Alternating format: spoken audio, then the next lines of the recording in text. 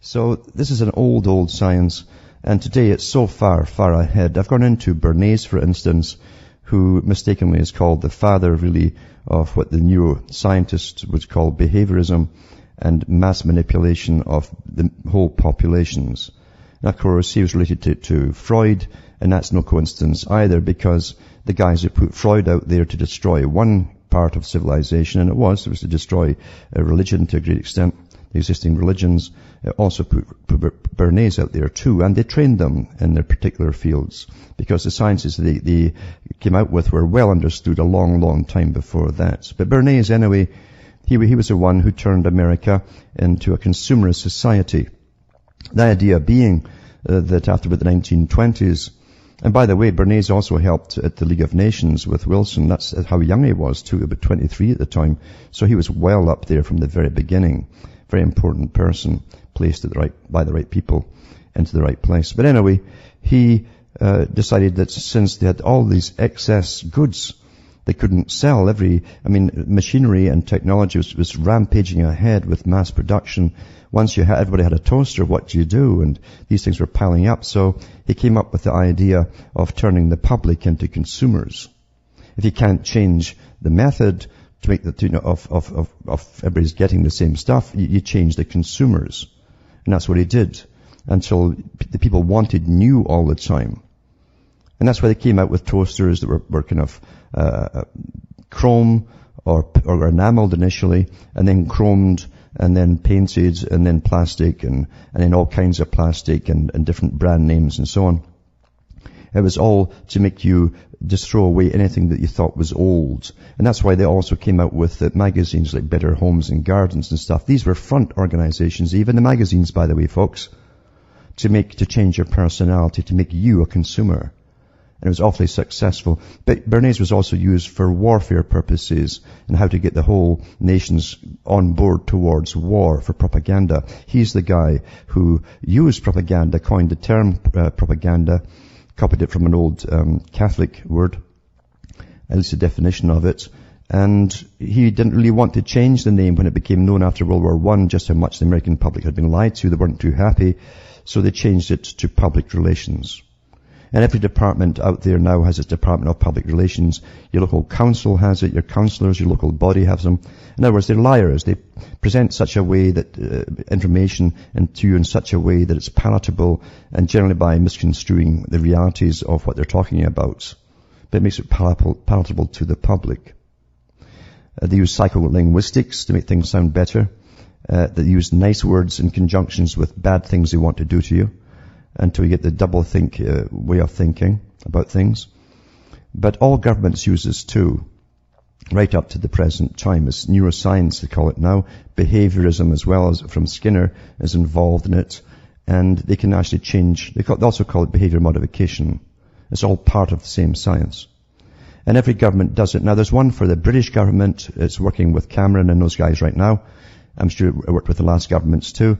And it's called Mindspace. Mindspace is the organization, this company that works for Her Majesty the Queen. And it's from the Royal Cabinet Office. I'll put this link up for you to download this PDF. And it says Institute for Government. Mindspace, influencing behavior through public policy. In other words, if they can't get the public to go along with things and be agreeable, then they'll change the minds of the public. They'll change you, just like Bernays did, you see. And they have a nice cartoon here of the brain. It's interesting, where they put all the different parts of the brain, what it does, incentives, salience, priming, affect, messenger, commitment, ego, norms, habit, and defaults. Defaults are very important, because again, we have Sunstein in the States working with Obama, and he's a big player in this psychological type warfare on the public, where they can actually set into you, especially school children, what they call defaults. A default is something like a computer. When something goes wrong, for instance, then you get set back to default position, the initial belief finding programming. And you're taught all kinds of things at school that are now politically correct, although they might be abhorrent to you in actual fact. Once you start to think about them as abhorrent by noticing things as you go along and grow up, you'll get a conflict arising inside of you. They're built into you to have these conflicts, And rather than suffer the pain of it, you will get set back automatically to default. And it happens automatically once you've reached that pain level.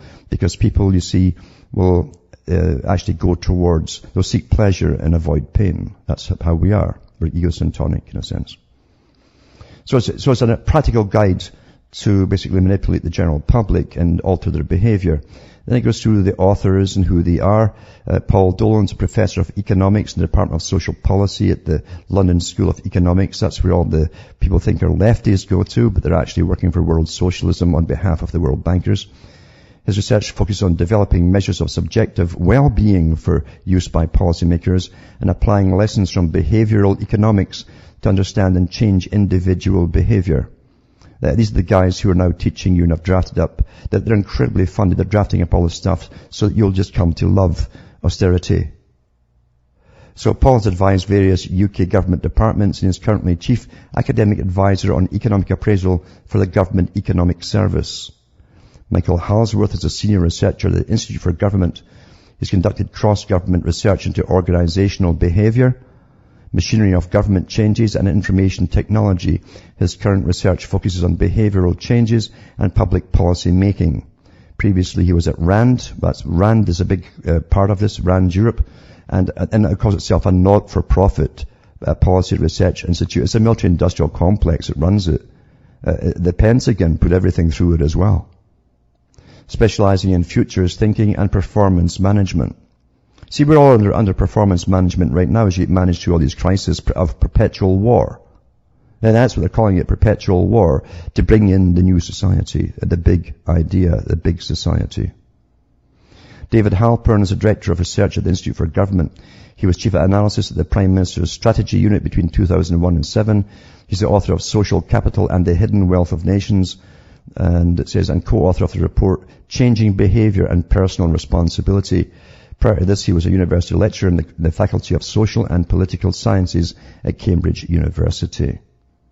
He goes through them all here, well, a lot of them at the top honchos there, of the mind specialists that are changing all of society. They also work, by the way, he doesn't mention it here, with the television authorities, because that's how they get most of their subliminal thoughts through. They become concretized in your mind eventually. And all weird things eventually become quite normal to you. Things that you should be disgusted at is all quite normal. That's how it's done. I'll put that link up for you anyway.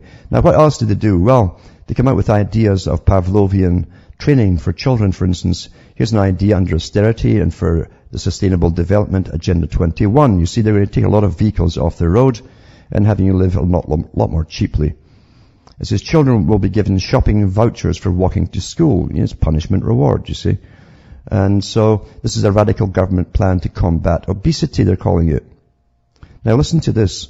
They'll be given shopping vouchers for walking to school and a radical government plan to combat obesity. Pilot schemes which reward children for walking to school have been funded by local councils and transport providers. And also, it says under the scheme, which will appear as part of the public health white paper to be announced on Tuesday, children will receive Topshop vouchers and cinema tickets for travelling to school on foot. We used to always travel to school on foot. Every school in the country will be offered access to technology which will allow children to use swipe cards. Listen to this. On their way to school, they'll have swipe cards to track their journey to school. And they'll be mounted on lampposts. This is real, folks. It's like something out of some third-rate movie, but this is real. And it says, allow children to use swipe cards to track their journey so that the points can be swapped for consumer rewards. We're all trained this way, but then a lot of you are already trained that way anyway. You've all got these special access cards to your supermarket and all the stores you go to, don't you? See, it's already used on you before it was used on the children. Guess what? It worked on you, didn't it? Don't leave home without it, eh? Do you have it there? Do you get a little 5% discount on the overpriced groceries? Do you? Oh, dear. And they think it doesn't. People really think they're free. It's fantastic, isn't it?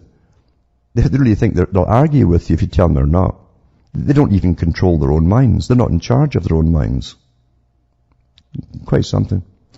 Anyway, as all the countries go down plummeting like dominoes, as they're supposed to do to bring in this new world economic system, At the same time, they're supposed to fund the rising up of third world countries as they're going down broke. That makes a lot of sense to you, doesn't it?